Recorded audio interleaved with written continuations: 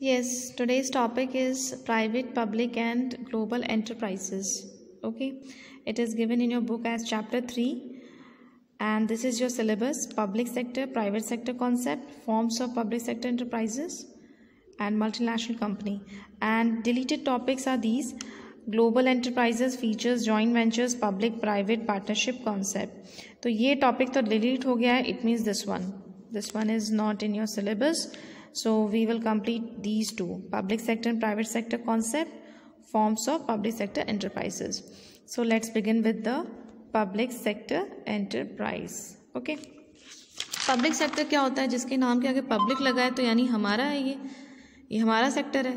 तो क्या पूरी पब्लिक चलाती है क्या किसी सेक्टर को? पॉसिबल नहीं है. तो पब्लिक क्या करती है? पब्लिक अपनी गवर्नमेंट को इलेक्ट करती है, गवर्नमेंट चुनती है, गवर्नमेंट बनाती है. कैसे? हम अपने रिप्रेजेंटेटिव्स को चुनते हैं, हम लीडर्स बनाते हैं, मिनिस्टर्स बनाते हैं. We choose our representatives and by which these sectors are owned and managed. Okay, so government जो है वो हमने चुनी है, हमने अपने लीडर्स चुन लिए, हमने मिनिस्टर्स चुन लिए और उनके हाथ में हमने पावर दे दी है कि वो जो सेक्टर्स खोलेंगे वो किसके लिए होगा? पब्लिक के लिए होगा. So the public sector consist of various organisations owned and managed by the government.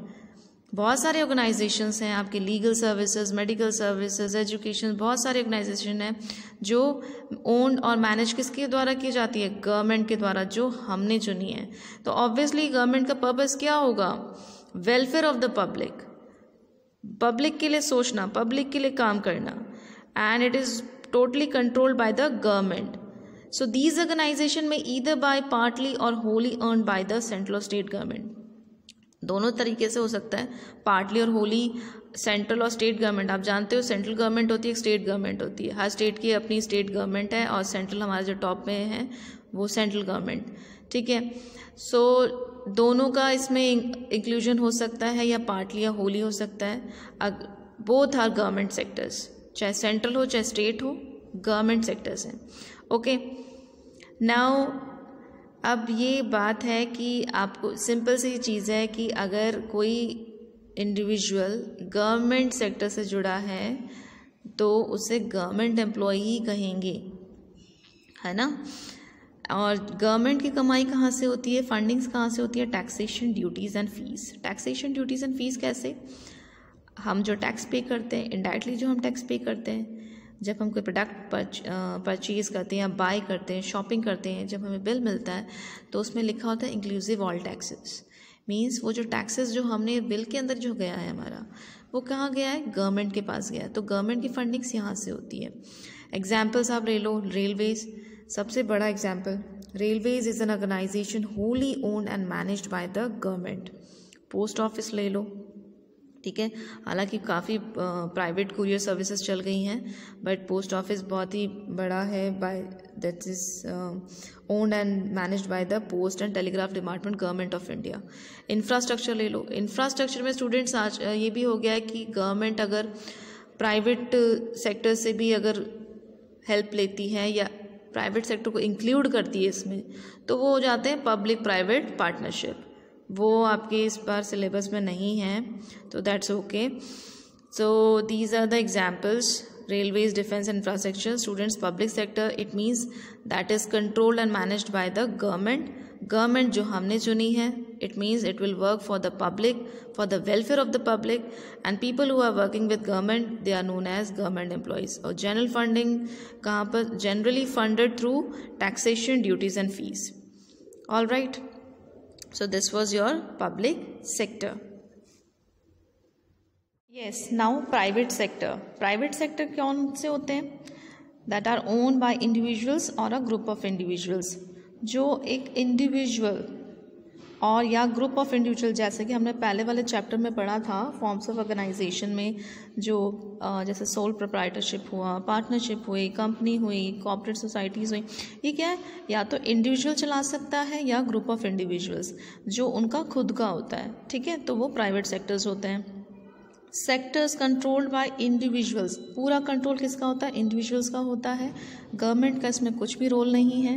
ठीक है, और इनमें जो वर्क करते हैं प्राइवेट सेक्टर का के साथ काम करने वाला इंडिविजुअल क्या कहलाएगा? Private sector employ. और इनका main purpose is to earn profit. इनको वेलफेयर ऑफ द सोसाइटी से लेना देना नहीं है। ऑब्वियस सी बात है, अगर मैंने पैसा लगाया है, मेरे लिए लगाया है, या मेरे साथ जो भी पार्टनर्स बने हैं अगर मैंने उनके साथ पैसा लगाया है, तो जो भी प्रॉफिट होगा वो मैं अपने लिए यूज़ करूँगा, है ना। तो जो इंडिविजुअल्स होते हैं वो सोसाइटी के भले के लिए थोड़ी ना बैठे हैं। अगर उनका खुद का पैसा लगा है तो जो भी उससे प्रॉफिट बनता है, जो भी उससे इनकम बनती है, वो कौन यूज़ करेगा? दैट इंडिविजुअल और ग्रुप ऑफ इंडिविजुअल्स, राइट। और इनकी फंडिंग्स कहाँ से होती है? जैसे गवर्नमेंट या पब्लिक सेक्टर की फंडिंग्स होती है टैक्सेशन से, है ना, फीस से, ड्यूटी से। ये कहाँ से? शेयर्स, मतलब जो हमारी पब्लिक है उसको हमने कैपिटल दे दिया शेयर के रूप में। डिबेंचर्स, ये डेट फंड्स होते हैं, डिबेंचर्स, लोन डिबेंचर्स, ठीक है। डेट फंड्स यानी डिबेंचर्स इशू कराए तो यानी रेगुलर इंटरवल में आपको कुछ पेमेंट भी करना है और मैच्योरिटी टाइम पे आपको डिबेंचर का पूरा अमाउंट पे करना होगा। लोन्स बच्चों, बैंक ही लोन ही नहीं देता है।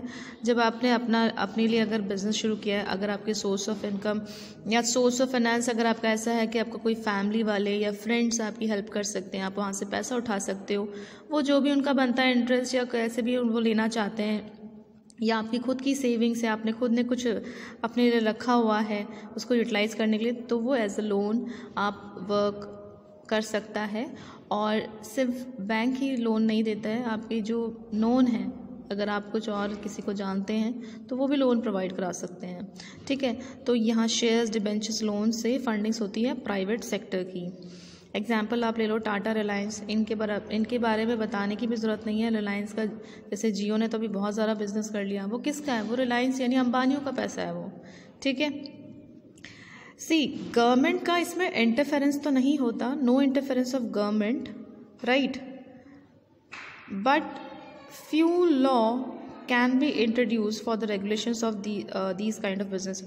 गवर्नमेंट का इसमें रोल तो नहीं है, बट ये प्राइवेट सेक्टर्स बहुत सारे हैं, तो गवर्नमेंट को तो सब कुछ देखना है, जनता तो हर किसी से जुड़ी हुई है, तो कुछ भी गलत काम नहीं हो या ऐसा कुछ भी नहीं हो जो सोसाइटी के बिल्कुल ही अगेंस्ट जा रहा है, तो उस सब के लिए मतलब एक सुपरविजन के लिए, एक रेगुलेशन के लिए, गुड रेगुलेशन के लिए गवर्नमेंट कुछ लॉज प्रोवाइड कराती है, गवर्नमेंट कुछ लॉज निकालती है जो इनको प्राइवेट सेक्टर्स को टर्म्स एंड कंडीशंस जो है वो फुलफिल करनी होती है, ठीक है। तो इसमें इंटरफेरेंस नहीं है गवर्नमेंट का, लेकिन हाँ गवर्नमेंट को सबका ध्यान रखना है, चाहे वो पब्लिक है चाहे प्राइवेट है, तो वो जनता से जुड़ी सब कुछ चीज़ें होती हैं, तो कुछ लॉज सबके लिए ही ज़रूरी होते हैं। ये नहीं कि आपको अलाउ कर दिया जाए कि आप कुछ भी कर लें, ऐसा नहीं है, ठीक है। So let's see, private sector means owned and managed by the individuals और अ ग्रुप ऑफ इंडिविजुअल्स, ठीक है। कंट्रोल्ड किसका होता है? इंडिविजुअल्स का होता है।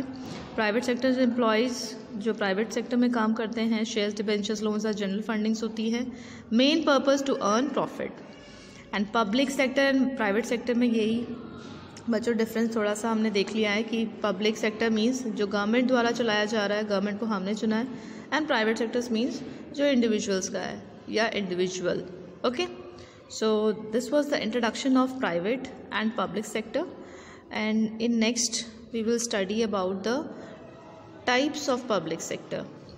All right.